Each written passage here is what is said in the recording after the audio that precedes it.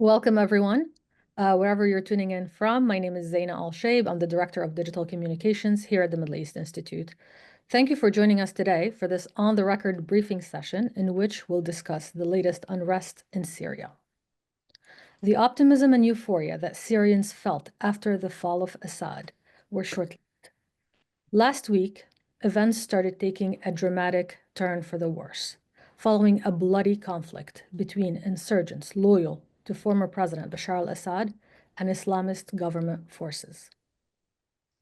The violence started with an ambush by Assad loyalists and included sectarian massacres in ex-Assad strongholds. What is the impact of this violence on Syria's transition and on the region? To unpack what's happening in Syria, we're joined by two people that I was visiting their Twitter profile frantically during the fall of Assad. First, we have MEI's Charles Lister, who's a senior fellow here at MEI and the head of the Institute's Syria initiative. Charles has also recently returned from a trip to Syria, which hopefully we'll hear all about it in this briefing. We're also joined by Syrian-American journalist Hassan Hassan. He's the founder and editor-in-chief of New Lines magazine and is also the co-author of the New York Times bestseller, ISIS, Inside the Army of Terror. Thank you both for joining us this morning. Thank you. Sure, thank you. Thank you. Let's go through a few items before we get started. We'll have a Q&A segment during this session, so if you would like to ask a question, please use the raise hand function in Zoom, and if selected, we will unmute you and you'll be able to direct your question to one or both of our panelists. You're also welcome to write your question in the chat box here on Zoom. All right, let's get started. Let's start with Charles. Charles, the interim Syrian government has been messaging about inclusivity and tolerance towards minorities in Syria. How did we end up with a massacre targeting Alawites? And could you please break down what really happened? Goodness. Okay, so that was a big question. I'll focus more on breaking down what happened.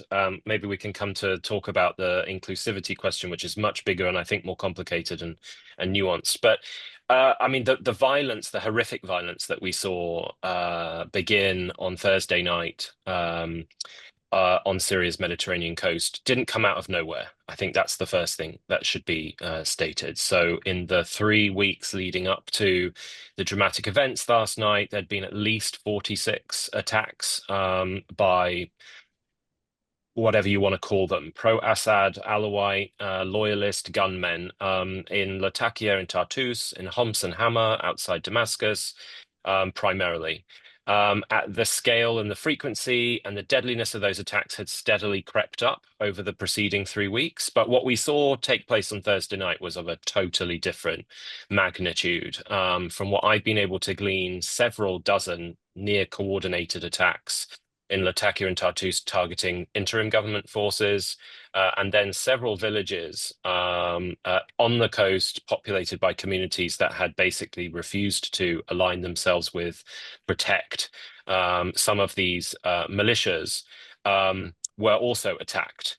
That was then obviously the trigger, the provocation that led to a reciprocal, if not even worse, response by all manner of interim government fighters, ordinary men who literally traveled up that night through to Thursday into Friday morning to go and exact revenge, to small cells of foreign fighter factions who traveled from Idlib. It was really a kind of more of an organic retaliation than it was anything that was commanded or coordinated from Damascus. Which I think tells us a lot about the interim government's ability to command and control its own fighters, let alone the thousands and thousands of other men and foreign jihadists in the northwest who sometimes want to take matters into their own hands. So there's a big question there in terms of resource and ability. But according to the Syrian Network for Human Rights, which I give the most kind of credibility to in terms of their rigorous confirmation and verification of casualties, there are just over 800 deaths reported over the subsequent 4 days. Around 40% of those by pro-Assad Alawite gunmen, around 60% of those by other interim government linked and other Sunni fighters. So all in all, just a terrible, terrible chapter. And I'll conclude just by saying, not only did it not come from nowhere, but it just goes to show how, when Assad fell and the interim government dissolved the military and called for reconciliation and, turning over a new leaf, you don't just lose 13 and a half years of history overnight. A lid was, I think, quite surprisingly put on a boiling pot on December the 8th. And if anything, it's amazing that it took this long for something to trigger all of those worst sentiments and instincts. I think the fact that it's calmed down now is a good and an encouraging sign. The fact that we've heard from Alawite leaders, Christian leaders, and other minorities across the country calling for calm, calling for de-escalation, calling for the interim government to be given a chance to demonstrate justice and accountability is all an encouraging sign. And ultimately, it tells you one thing, which is 99% of Syrians are desperate for peace and stability and to recover. And it's just that small little portion that are desperate to turn everything into a fire. But thankfully, most Syrians oppose that. And that I think we're starting to see calm come from that reality. And how will this violence impact the transition in Syria?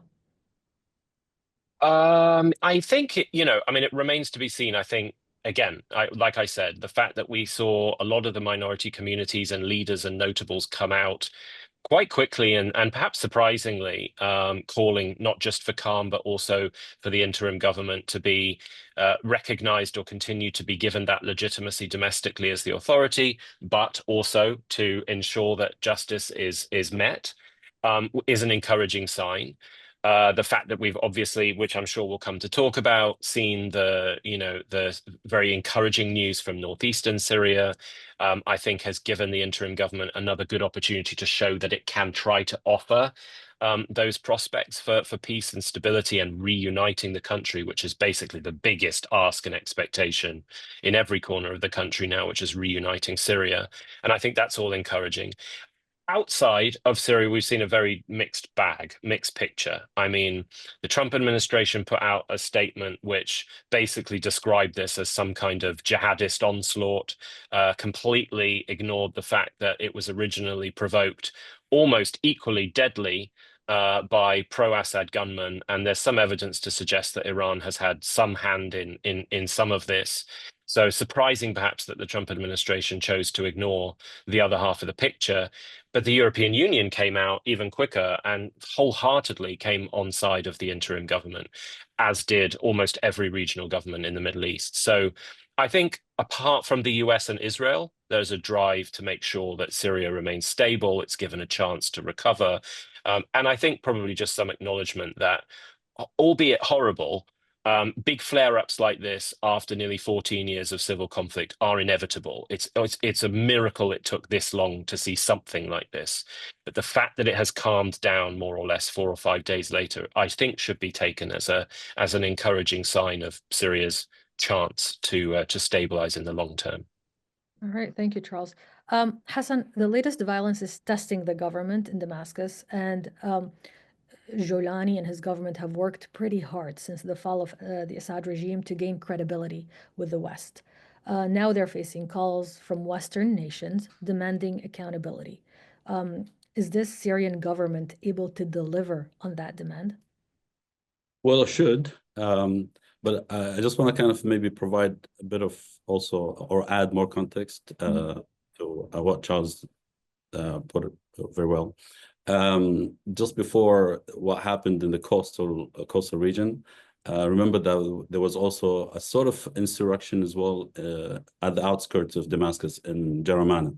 Jaramana is populated by Druze, but what was interesting, quote unquote, was that the reaction to what happened in Jaramana was completely different from what played out in the coastal region. And that tells you everything about the dynamics there. In Jaramana, it was resolved peacefully, despite the fact that it's actually a similar dynamic, meaning There were locals in Jaramana who defied the government and prevented the government from coming in, except with their own sort of terms. And even when they welcomed the government fighters into Jaramana, which is out the outskirts of Damascus, they were saying they entered because we wanted them to enter. Otherwise, they wouldn't have entered. And that was probably in some ways more defiant to against the Syrian state than in the coastal region. Like I said, the reaction was completely different. Nothing happened, because it's Damascus, so the ones in control are al-Shara's kind of more disciplined forces, but also I think because there are Druze rather than the Alawites. With the Alawites, it was completely visceral. A lot of people thought this is the regime trying to come back, but also, like Charles Lister, it's the sectarian element, the kind of aspect to it, which a lot of people expected these massacres to happen earlier, as Charles said. I remember, for example, one of the senior leaders that I met in Damascus, one of the deputies of Shara, who was in charge of the file of kind of social peace in the coastal region. So he was spending his time between Damascus and Latakia and Tartus and Jablan and elsewhere. And he was saying, when we talked to people in Latakia, we had to speak to different people differently. So when we go to the Sunnis in the coastal region, we tell them that if it wasn't for al-Shara's amnesty and allowing everyone to go, like former regime forces and so on and so forth, he said the whole world would start bombing us. And it's good that we did this, because that's the only way you take control of the whole country. This is your country now, you're in control. This is how they speak to the Sunnis. Like, this is you Sunnis basically are in charge of this country, and this clemency or amnesty to the Alawites was the only way for us to make that happen without sort of insurrection and so on and so forth. And he said, when we go to the Alawites, we tell them, which is interesting because it's eerily kind of prescient in that sense.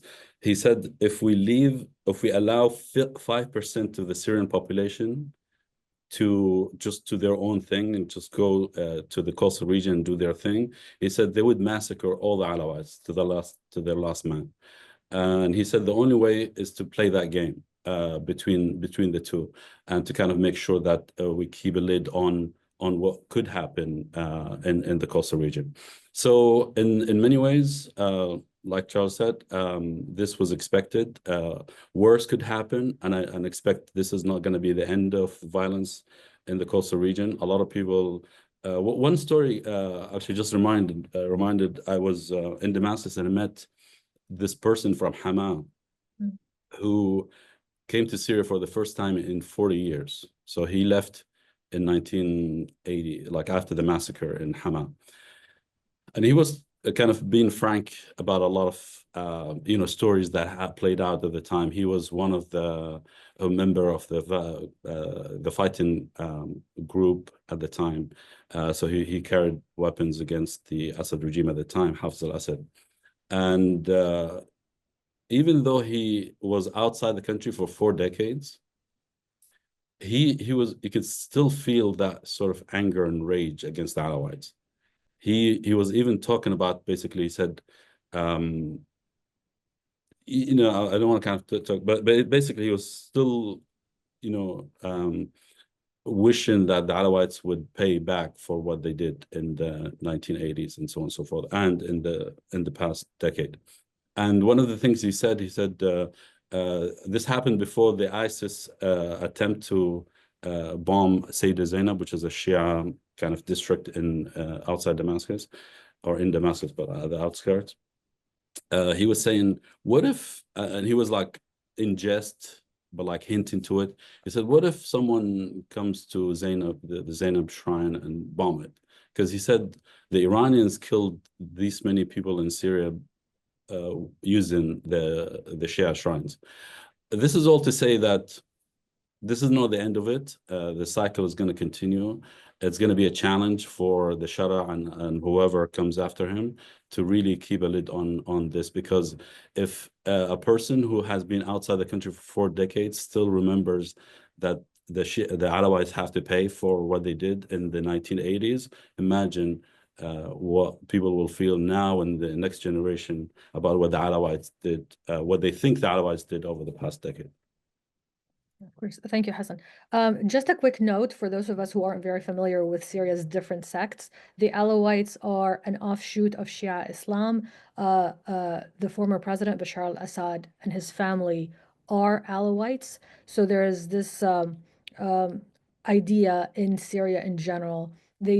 Many of them have participated. Many Alawites were part of the old regime, but that also included people from different factions. So there's this idea in Syria that constantly ties the Alawite sect with the former regime. Charles, many of those who participated in the revenge killings against the Alawite minority are the very same rebel factions that helped HTS seize power and topple the Assad regime. How will Ahmed al-Shara be able to get rid of them, and does he want to? You're muted. Sorry.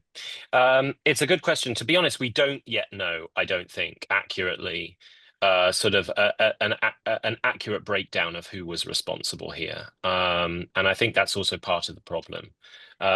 Like I said, the initial response that developed through Thursday night and into Friday was far more organic than it was anything that was organized. The interim government forces that were in Latakia and Tartus already were in the midst of basically being besieged in almost all of their major positions, under attack and ambushes along the main roads and highways. The killings were by and large appear to have been conducted by forces that came from outside of the coast. And some of them, it looks like, were associated with the Syrian National Army that have currently sizable contingents in Hama, for example, and in parts of Homs, rural Homs. Some were small foreign fighter cells that came from Idlib. Now, those foreign fighters are not under the command of the interim government. So that is a long-standing and is going to be a long-standing challenge in terms of being able to control and restrain their actions. The SNA integration into the new Syrian Ministry of Defense is still a bit of a mixed bag and an incomplete picture. Some of the more troublesome SNA elements in part have been integrated. Their commanders, who are the big problems, people like Abu Amsha, for example, who continues to come up and has been the subject of US sanctions, was on paper promoted into a position of command in Hama a few weeks ago. But, you know, I heard about the plans for his promotion while I was in Damascus, and it was anything but. It was a way to try to detach him from some of his fighters, to try to restrain or limit his much more negative influence. This is all to say that this ongoing DDR process of dissolving armed factions, integrating them into a military, and then eventually disseminating them so that they're not single factions that they have been for many years, is a work in progress. The fact that the interim government wants to fully dissolve them and disseminate them so that we don't still have these individual factions remaining as blocks across the country is precisely to avoid the kind of scenario I think we saw play out on Thursday night and Friday morning. But it takes a long time, and it is extraordinarily complicated on a kind of political level. It requires individual consultations and negotiations with individual leaders and commanders. And then it's essentially negotiating the movement of many of their fighters from one area to another. So it's going to take time to develop. But, you know, I also wanted to say, just sort of feeding off of some of the things Hassan was raising, was that the DDR process has the other side to it, which is the disarmament and demobilization of the former regime army, and potentially its integration into the new Ministry of Defense. And again, that's where some of the recent events are significant too. So another thing I heard when I was in Damascus at the Ministry of Defense was that they were well aware that roughly 4,000 to 5,000 men in Latakia and Tartus had not chosen to engage with the settlement process, in which they will register their status, if necessary, be investigated, then be cleared to re-enlist into the army or to go to civilian life. A decision was made very early on in Damascus not to go after those 4,000 to 5,000 men, because, of course, optically that would look like they were hunting down Alawites on the coast for sort of mass imprisonment and investigation. So I suppose, in a way, that was the right pragmatic decision to make at the time, but it has clearly had consequences. You know, when I was in Latakia, I met mothers who were saying, you know, my son has no kind of attachment to Bashar or to the cause of the regime, but he's been made unemployed by the dissolution of the army. And he doesn't trust the settlement process. Will find him innocent, so he's not doing it. If he's not given something else to do, I worry that he will turn to, well, they described it as criminality, but it was quite clear what they meant, armed resistance. And those fears were really prevalent on the coast 3 or 4 weeks ago, and it's clearly had an implication, and that's a very significant, long-standing challenge. So it's right, of course, to accuse, to point the blame at the interim government and the many fighters who basically went lawless and did what they did. But equally, there is a significant problem. You don't coordinate dozens of near simultaneous attacks across 2 governorates without a significant amount of manpower, with significant amount of weapons and coordination and planning. And that equally needs a lot of attention. And it's not something that any interim government, let alone one controlled by the actors that it currently is in Damascus, is going to find easy to deal with. The SNA, that includes, you said they're suspected of, some factions from the SNA are suspected of carrying out these attacks, these massacres. These factions, I mean, the SNA in general, is still funded by Turkey, right? I actually, what I heard about a month ago was that their salaries from Turkey had been cut because they were in the midst of being integrated into the Ministry of Defense. So that's a bit of a grey area at the moment, because some of the SNA have integrated, some of them have not. Part of individual SNA units have integrated, and others remain in the North Aleppo region and are still receiving Turkish salaries. So it's a very, very complex, fluid situation, which again is all part of this challenge of there are very frayed and in times non-existent lines of command and control involved here. Right. Hassan, Ahmed al-Shara, the current de facto leader of Syria, I was actually reading The Economist, I believe, and they described him as a political chameleon. Do you agree with that description? And who is he? Talk to us a little about him. So it depends on what that means. He is a pragmatist, very pragmatic. He's smarter than many people thought he was. I think he managed to navigate complex issues. I think if the Syrian opposition won the war a decade ago, I think Syria would have been a lot messier than than now. And I think that because there's more level sort of competition, rivalries between different factions, so they wouldn't have agreed to one. And now you have one person who could kind of unify the country in that sense, positively or negatively, because the direction he might take the country might be is still unclear. But generally speaking, I think so far he has proved to be a savvy politician.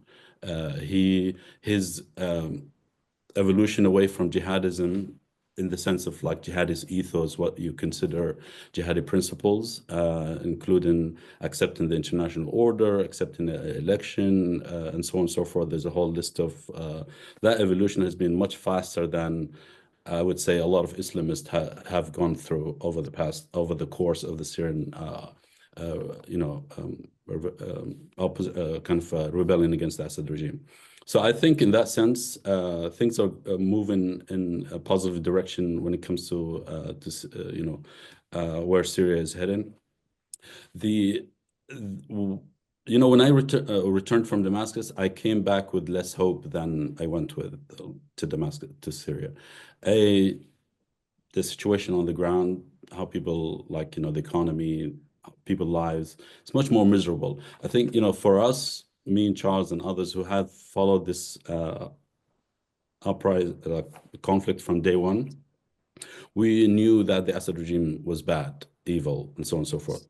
But when you go there, it hits you differently. You go there and it's like, this regime is not just authoritarian and evil. It's much more than that. It's a kind of a parasite to the Syrian society and in the Syrian society. You could feel this from any conversation, any person you speak with. So, the situation is bad in that sense, but also the rank and file of the people that al-Shara came, with to kind of conquer the country and take over, are still problematic in many ways. You go there, you barely, in Damascus and elsewhere in the country, you barely see anybody. The country is not as governed as people imagine outside. Even traffic police don't exist in most of the country. But when you speak to them, when you encounter encounters with those rank and file, I don't think they can build a country in the way we imagine. It's just, I remember I went to a Shia shrine in Damascus, the Ruqayya shrine, kind of to see it as part of kind of a story research there. And I went inside with a friend. We visited and so on and so forth. Outside, my brother was speaking to the guard, who was part of the Syrian government, carrying a gun. And he was looking at the shrine. He was talking to my brother about how, he said, look how God elevated us and gave us victory and humiliated those Shia. You see the same, like I went to another, like we were visiting the graveyard of in which the founder of the Umayyad Empire was buried, as also part of the story. And you see HTS fighters coming up with weapons and so on and so forth into the graveyard and speaking in clear sectarian, sense. This is the kind of conversation that you get from when you speak to Syrians in hotels, in the streets, and so on and so forth. These are Syrians who are part of the government. So I am less hopeful than many people about where the country is heading. But that person, al-Shara, is speaking. At least for now, is keeping things under control. So he's a person, and you cannot count on Syria controlled by a person who says the right things or even does the right things, because you have to kind of see what the people who he's leading, those people who committed massacres. He's personally responsible for this because these are the people who appointed him as president, and he gets legitimacy from them. So the only guarantee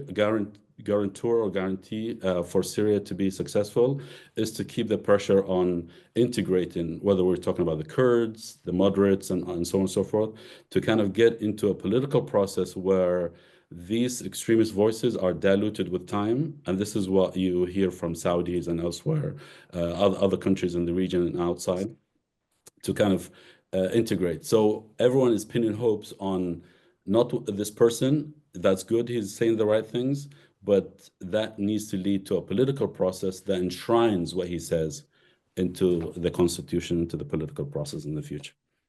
All right, thank you. One more question to Charles, and we'll open up the discussion to callers on the line. Charles, how involved was Iran in this insurgency in the coastal areas in Syria? And realistically, is Iran capable of mobilizing its proxies in Iraq and Lebanon against the current government in Damascus? And does Iran want to? Yeah, it's a good. I mean, I don't think we have any perfectly clear picture, and certainly nothing that's 100% confirmed. Certainly on Thursday night and Friday morning, I heard from a very, very reliable source, very, very high up in the interim government, that they had raided a farm compound outside Jable, which was really the sort of core initial hotspot of the attacks that took place on Thursday night. And they raided it. It was the General Security Service, which is the kind of interior ministry's military arm, had launched this targeted raid because they had been tipped off by someone in the community that this was a big command center for the gunmen that were launching this kind of, well, the Alawites were calling it a coup. The communities around there were calling it a coup. So they raided this farm compound, and in it they found big, large satellite maps, recent satellite imagery showing, winter scenes so clearly they were new. They weren't old maps. They found large cache of US dollar cash, as well as what they called sophisticated communications equipment, which once they had control of, they then listened in to the conversations happening across those lines, which apparently included someone who was being identified on the call as Abu George, who was apparently in Raqqa. That was as much as I know. The various sources reported to regional media that there was strong indications that Iran had some kind of a role. Now, the core figures that have publicly identified themselves with this Alawite insurgency are almost all former senior commanders in the 4th Division, which was Iran's primary arm within the Assad regime.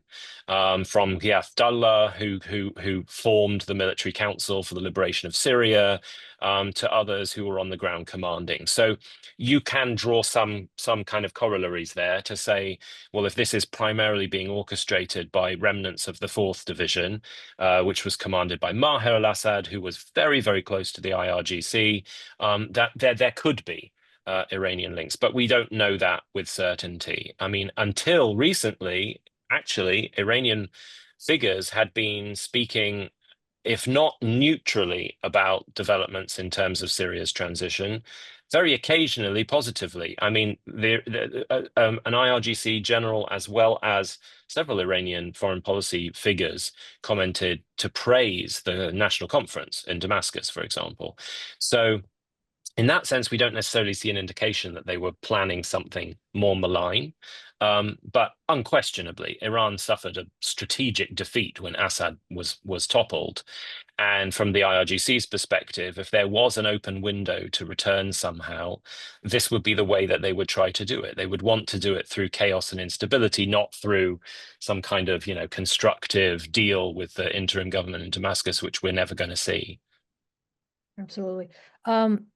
As I mentioned, we're going to open the floor to callers on the line. So if you have any questions, please type them in the Q&A box, and I see several already in there. We'll get to them in a little, or use the raise hand function, and we'll do our best to get to as many as possible. We already have a question from Vladimir van Wilgenberg.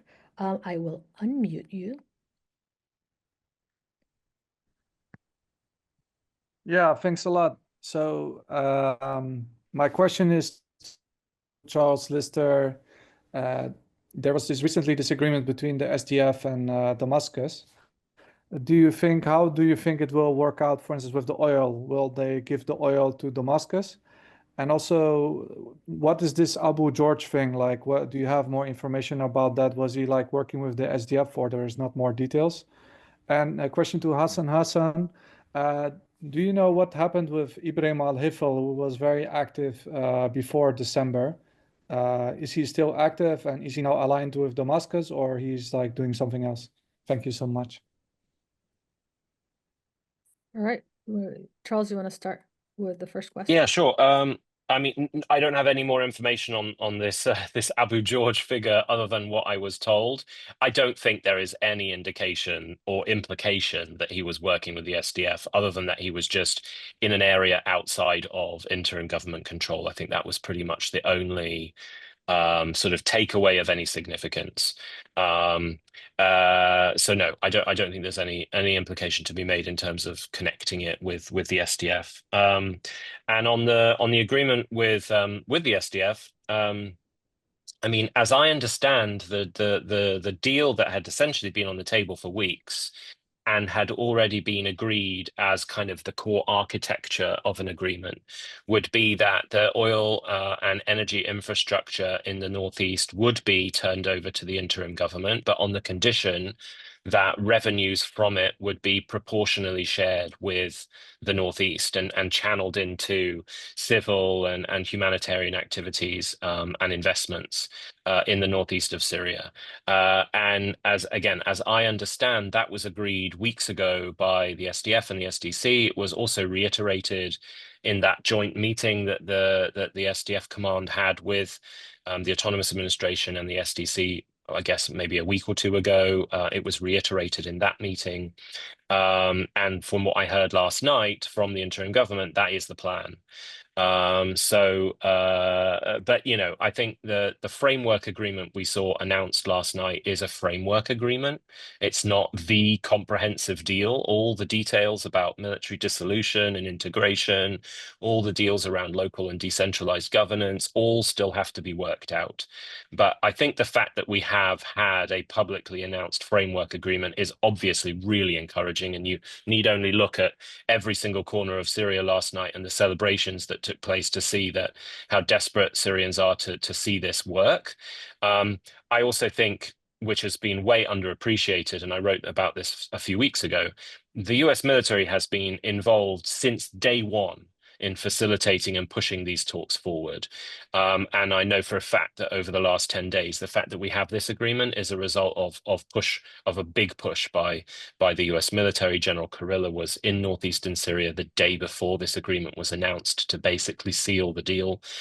So really, really significant role played by the US here, and so far to the good.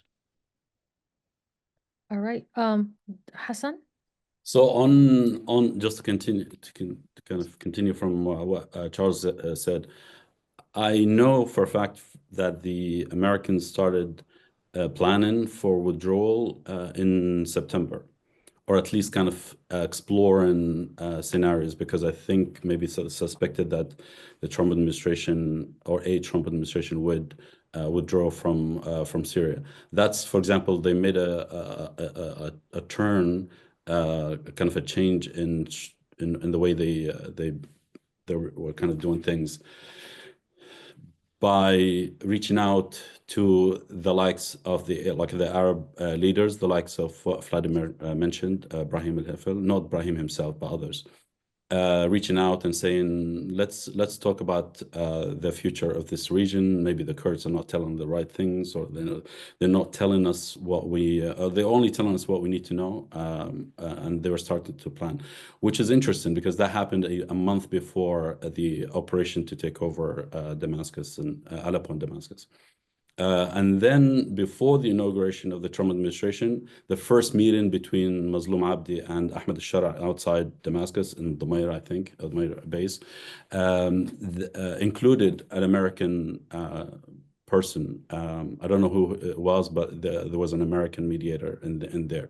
So the Americans were involved in a deal and mediating a deal under Biden, and continued through the Trump administration. Back to Vladimir's question.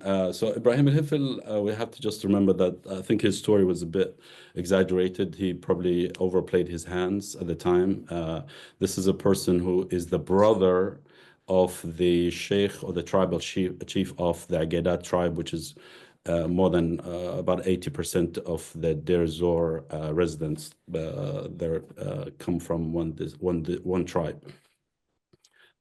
So just a brief, he was involved in a kind of a fight against the Kurds that involved also regime elements that were helping directly or indirectly with that insurrection, and kind of start tilting towards working with the regime. That even his brother, who's the real tribal chief, was not in good terms with him. Not publicly, but privately. I know him, and I know the people very closely. What I know now, Ibrahim is sidelined. He's just a brother, essentially. He's not doing anything. But Mus'ab, who's the chief of the Ugadat tribe, is in Damascus or was in Damascus to meet with Ahmed Shara, but I don't think he has managed to meet him yet. So we'll see what happens in the next chapter, but I don't think that's an issue now with the deal between Damascus and the Kurds. All right. We have a question from Neil. Neil, I will not pronounce your last name because I don't want to butcher it, from the New York Times.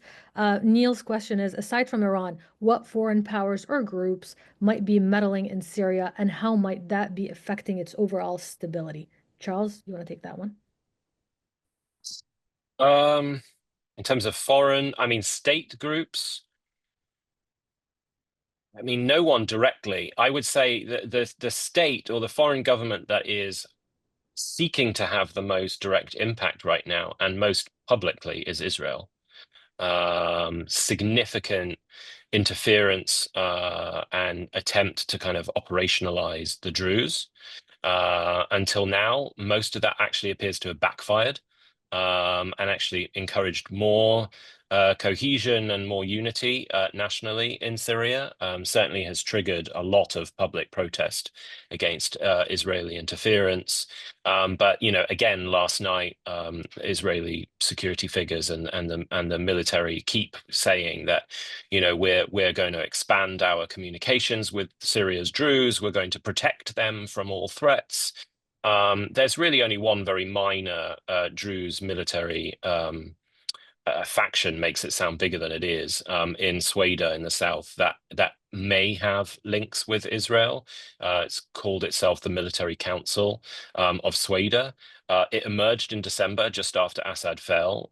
Its flag, intriguingly, looks like a sort of a stylistic copy of what the SDF uses for various emblems in northeastern Syria. Within their military command, out of 7 senior figures, 3 of them are former regime generals. So very clear linkage to previous regime figures, which I think is quite intriguing analytically, because they do appear to be the only meaningful faction that has voiced some potential interest in having a relationship with Israel. But the core Druze armed factions, and I met all of them when I was in Sweda, want nothing to do with Israeli protection, Israeli security. And actually, in the last few weeks, they've made quite significant progress in their engagement with Ahmed al-Shara and the interim government. And right now, again, they have a framework agreement with Damascus, some of which was actually leaked this morning. No official deal, but framework security arrangements, mostly with the Interior Ministry, which could be the architecture of a deal with the Druze. But no, Israel stands out really as the only external actor that is seeking to provoke, to destabilize, to divide Syria. It's an open secret that they brought a white paper to Washington a week or 2 ago, which basically angles towards encouraging the US to have a policy of isolation of the interim government, aiming eventually for what I was told a soft change in the regime in Damascus. Highly problematic. They continue to occupy new territory. In the last 7 days, Israel launched 18 separate ground incursions into Syrian territory. They've conducted more than half a dozen airstrikes in the last week. So whilst everyone worldwide is seeking to keep Syria calm, there is one state out there that is seeking to destabilize. And I honestly think it needs calling out, just given how unstable Syria has been for so long and how costly that has been to the international community. Israel's provocative actions do need calling out. All right. We have a question from Firas Hamdouni. A question for you, Hassan. Considering that injustice has been the norm in Syria rather than the exception when it comes to human rights violation, do you believe the Syrian interim government will prioritize internal accountability and justice mechanisms, or will regional and external political considerations continue to take precedence? How might this impact the trajectory of the conflict and the risk of renewed civil war? So the tricky part of transitional justice and accountability is that it involves predominantly members of one minority sect. That's the complication that I think the government, whenever you talk to people in Syria, that's what the main division between the government and human rights activists in Syria. I'm talking about transitional justice Syrian activists. When they meet with the Shara and the government officials, with the justice minister and others, this is the point of contention between the two. So the position that the interim government took from day one is amnesty, let's move on. If you are going to pursue accountability, you're going to end up with basically an endless cycle of violence. And that was the first, the position when they allowed officers and even like soldiers and officers to kind of just go.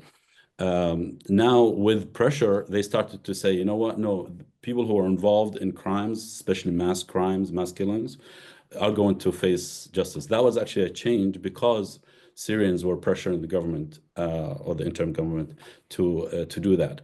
Now basically how to achieve that is what is going to complicate the situation for it. And I think the events in the coastal region was a symptom of that dilemma, a result of that dilemma of how you pursue justice for millions of Syrians, when if you do that, you're going to instigate and kind of encourage people to rise up against the government because they think this is a sectarian act rather than accountability.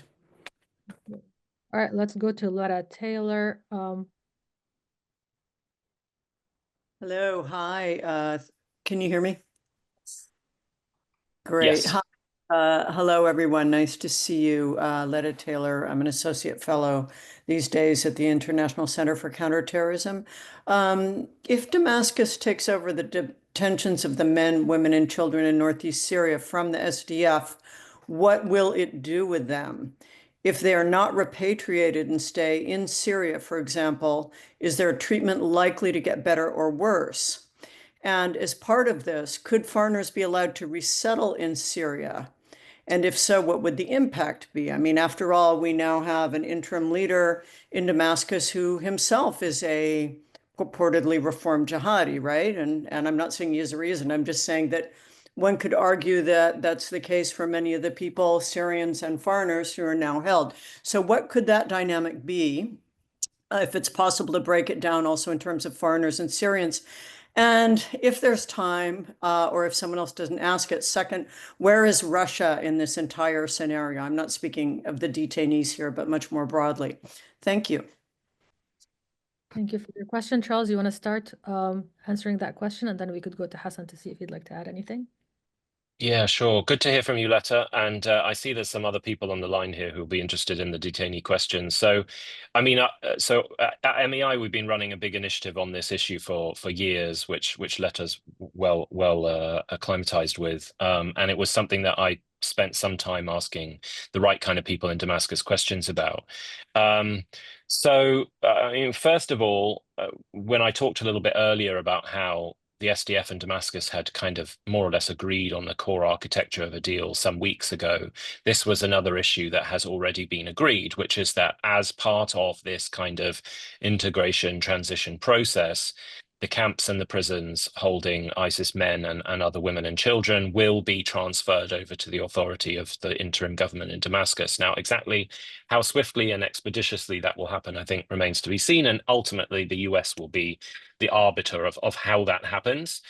Behind the scenes, the Turks, along with a fledgling regional coalition that also involves Jordan and Iraq, have been discussing exactly this issue too, for a kind of post-US situation, which, as Hassan said, is now also on the cards. It's really just a matter of how fast or how slow we get there.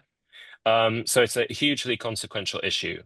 Short story is the interim government believes that it has the expertise, in its words, the expertise and the experience to be able to manage the issue of dealing with radicalized individuals. There are centers in northern Aleppo and parts of Idlib that have been dealing with this very same issue, albeit on a smaller scale, for the last 5 or 6 years. And again, in the words of the interim government, and particularly interior ministry folks who were running this file in the northwest, that they feel like they can take on this responsibility. They don't have the manpower unless they rope in Asaish and other SDF forces who are already doing this job in northeastern Syria to fully secure the facilities. And that the manpower issue is a long-standing one. You know, the Minister of Defense told me that if there was some kind of a military solution to the northeast question, we'd have to withdraw all our fighters from all of Syria and send them to the northeast, which is never going to happen. So you can only imagine then the implication of guarding these 26 prisons and camps is something that they can't really entertain. I just also wanted on this issue to also just flag that the prospect of these facilities turning over to the interim government actually will open up a lot more doors in terms of local returns of Syrians and third country national repatriations than existed while these facilities were under the SDF control. Again, it's an open secret to anyone who knows about this issue that the SDF have long used this as leverage, as a source of leverage against the international community. A good case of a repatriation of a third country national takes 12 to 18 months. It shouldn't take that long. But it takes that long because there's so much red tape and bureaucracy and demands and conditionality put on the table by the SDF and its authorities.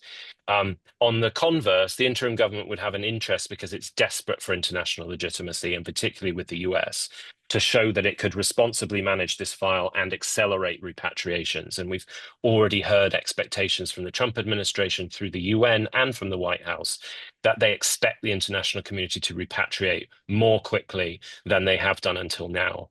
And then finally, you know, most of the regional states that take up to about 25% of the population of al-Hol agreed 2 or 3 years ago with the US government to repatriate their citizens in full.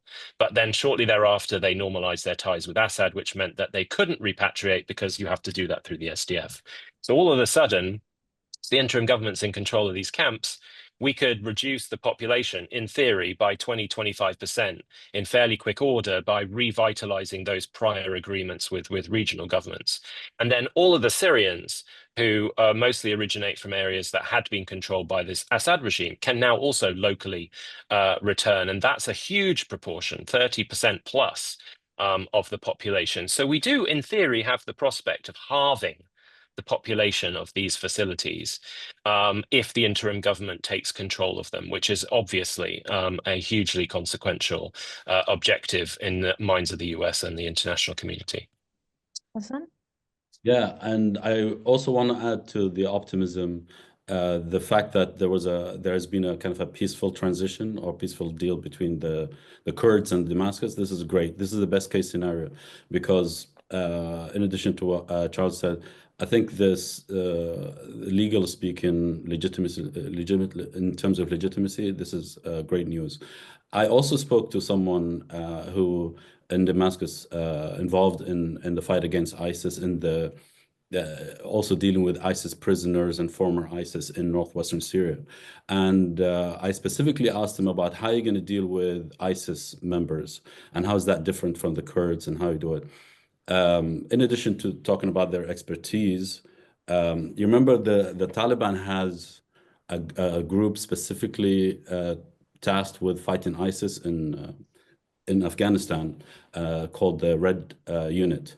From my understanding is the Syrians also have, as in the interim government, HTS, has also a unit dealing with ISIS. They're specifically now under the general's intelligence, operating under their intelligence kind of apparatus in Syria. One of the things he was talking about, social initiatives, he said one of the things we did very successfully in northwestern Syria is twofold: reintegrating ISIS members, but also involving their community in making sure they never go back to violence. So, for example, when you integrate an ISIS member in a specific village, then you involve the whole community in making sure this person is people keep an eye on them and make sure that if they go back to violence, the community itself is held accountable in some ways, at least by informing authorities about their activities. This is good. This is a good thing. Other thing is according to that person, he said former ISIS members who were integrated, reformed, were integrated in their own forces. So there are former ISIS members who are now fighting essentially within or like they're part of the interim government. Another thing they mentioned is that society is more willing to inform on their members and their relatives to authorities, to the interim government than they would if the Kurds are involved. This is, I mean, independently, I could kind of see that because a lot of people would not report their, not members of like fighters and stuff like that, but like sympathizers with ISIS to the Kurds because they feel like that's a betrayal of their own people, especially with the friction between the Arabs and the Kurds in northeastern Syria. So this, according to them, seems like there's more willingness of the society itself to work with what they see as legitimate Sunni forces, such in Damascus. All right, let's go to Heather Murdoch. She's been waiting patiently on the line. Heather, you can unmute yourself. Hi there. Thanks so much for taking my question.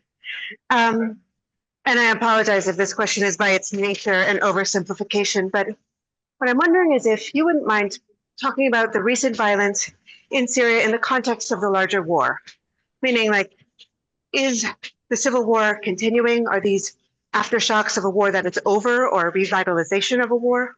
I'm just wondering if you could talk a little bit about this. All right, Charles, you want to start with that one?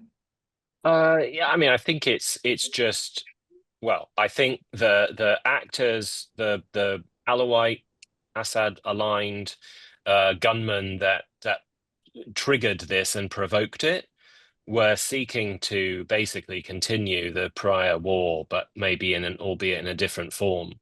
We shouldn't forget that one of the longest running motto embraced by regime loyalists over the years was Assad or we burn the country. And there's absolutely no doubt that the kind of attacks that they initially conducted on Thursday night were intended to provoke a situation in which the country would burn itself down, the interim government would lose its international legitimacy, and civil conflict would return as Syria's everyday reality. That was unquestionably their goal, and it was their goal in many respects prior to Assad's fall. So in that sense, I would just say it is an intended continuation, although, as I said earlier on in the conversation, thankfully, the vast majority of Syrians have publicly demonstrated that this is not something that they want to return to.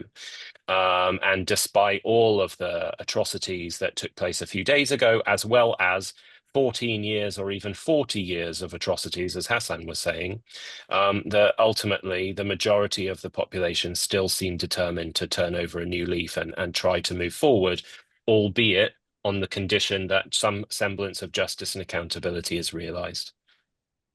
All right, we have time for one final question, and it will be about sanctions. Hassan, this is for you. The U.S. Is lifting some sanctions on Syria to help support Syria's crumbling economy and support the new government, but the Europeans have been lifting a lot more. Why is the U.S. not lifting more sanctions, and is this a mistake in your opinion? I do think it's a mistake. Many people would argue that it was it wasn't always the best approach, whether it involved Iraq or Syria and so on and so forth. But in Syria, the reason why, for example, you don't have some of the ragtag militias or kind of the undisciplined wayward militias in the north that committed massacres against the Alawites, they should be integrated into the Syrian state. And the only way to do that is by being able to pay the salaries and make sure that, you get also the Alawites to be paid also. I remember one of the same person I mentioned who was involved in social peace dealing with the Alawites issue in Western Syria. he was saying that we actually have a plan to have a specific program for Alawite areas rather than paying fake salaries like the Assad regime did to many people who are not actually employed by the state, is to develop their areas. And because historically, Alawite areas, they're, unless you have tourism, you're involved in the tourism sector, there's not much to do there in terms of job creation and so on and so forth.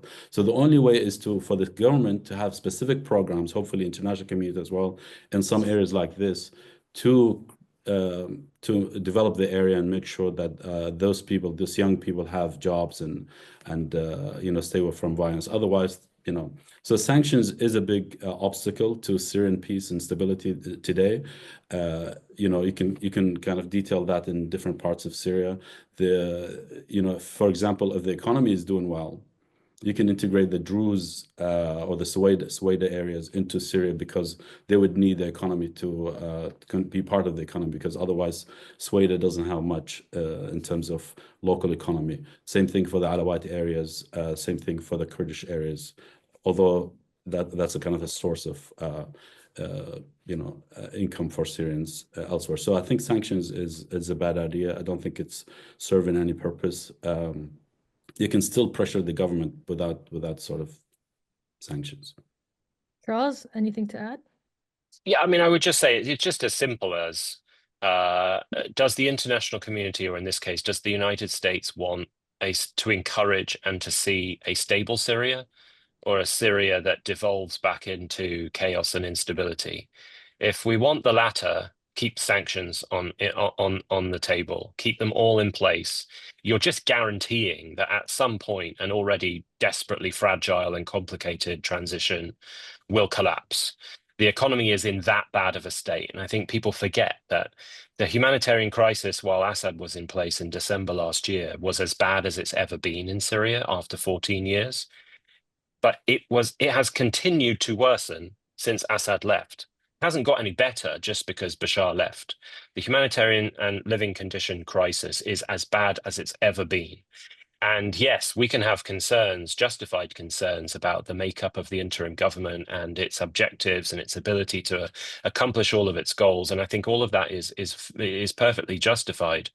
But if we want a fragile interim government to continue to demonstrate good behavior and not bad behavior, if we want it to broaden out representation and to be able to continue to curry trust and favor with the Syrian population, it's going to need to be able to give something back to the people. And it doesn't have the money to pay salaries right now, let alone, subsidize food costs and make people be able to put food on the table on a daily basis. So for me, it's really very simple. It doesn't mean lifting all the sanctions, but it should mean, like the Europeans have done, like the UK, like Switzerland and other sanctioning authorities, the lifting of targeted sanctions on key sectors of the economy. And the language I hear from the Trump administration, like if we lift sanctions, we're rewarding al-Qaeda, it's just childish. It's completely illogical. It's totally unstrategic. And so desperately short-sighted for an administration that keeps talking about bringing peace to the Middle East. I mean, this policy basically guarantees more war and more division and more strife, not vice versa. All right. Unfortunately, we've reached the end of today's webinar. A huge thank you to our speakers, Charles Lister and Hassan Hassan, for their time and valuable insights. And of course, thank you all for attending. I'm sorry if we did not get to your question today, but I hope you found today's session valuable and informative. Thank you again and have a wonderful day.